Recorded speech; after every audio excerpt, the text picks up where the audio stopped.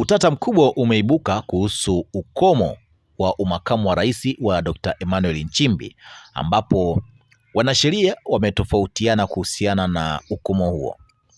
Wanasheria wamegawanyika kuhusu muda ambao Dr. Emmanuel Nchimbi kisheria ataacha kuwa makamu wa rais wa Tanzania baada ya kufukuzwa kutoka katika chama chake cha Chama cha Mapinduzi, yaani alimaarufu kama CCM, siku chache kabla ya kutekelezwa aliyoyaandika katika taarifa yake ya kujiuzuru.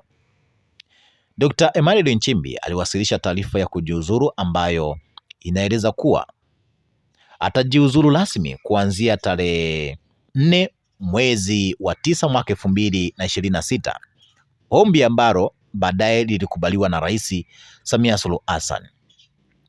Hata hivyo, Chama cha Mapinduzi CCM kilimfukuza Dr. Emmanuel Nchimbi katika chama hicho mnamo Agasti 26 mwaka 2026 na kumteua waziri wa nishati Deogratias Ndejimbi kuwa makamu wa rais mteule, hali iliyoibua maswali iwapo muda wa Dr. Emmanuel Nchimbi katika nafasi hiyo umeisha mara moja baada ya kupoteza wanachama wa CCM au unaendelea hadi Septemba 4.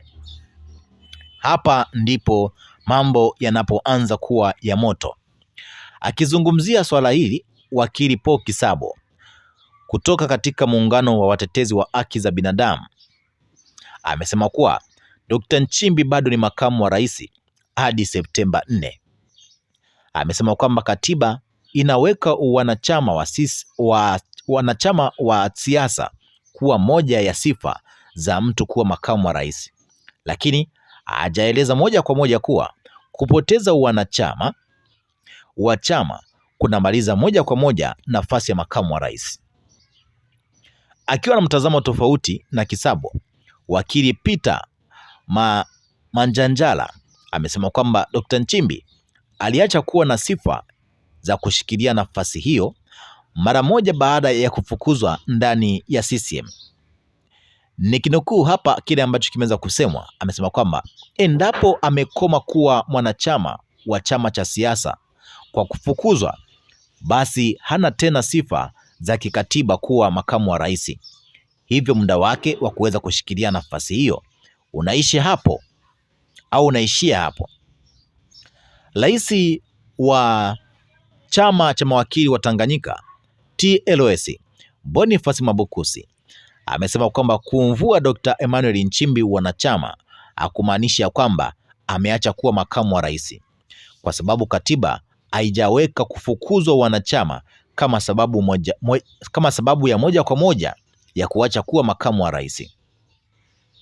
Kwa kuwa Balozi Nchimbi aliwasilisha barua yake ya kujiuzuru kwa rais na kwamba huko kujiuzuru kwake kutaanza Septemba 4 mwaka 2026 na rais akakubali kujiuzuru huko kuanzia tarehe hiyo, hivyo anaendelea kuwa makamu wa rais hadi Septemba 4 mwaka 2026, isipokuwa kama kuna utaratibu mwingine utakaofuatwa na bunge kikatiba na si vinginevyo. Huyo ni rais wa TLS Boniface Mwabukusi, yeye anasema hivyo.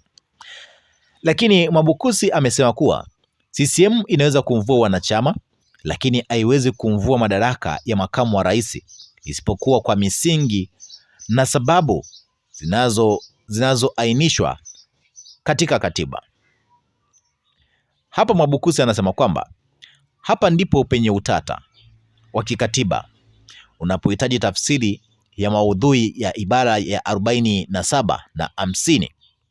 Ni jambo ambalo linahitaji tafsiri muhimu ya kisheria na hili linaweza kufanyika mahakamani pekee. Amesema hivyo rais wa TLS Boniface Mwabukusi. Sasa tuachie maoni yako, tuambie ni kipi ambacho unacho kuhusiana na hiki ambacho kimeweza kutokea kuhusiana na mtafaruko huu au mkanganyiko wa mawakili kuhusiana na ukomo wa makamu wa rais Dr. Emmanuel Nchimbi. Tuachie maoni yako, tuambie ni kipi ambacho unacho, lakini usisahau kulike, kucomment na kushare video hii. Subscribe na ubonyeze alama ya kengele ili uwe mtu wa kwanza kabisa utakayekuwa unapokea taarifa zetu pindi tunapoziweka katika chaneli hii. Tukutane wakati mwingine na wasaa mwingine.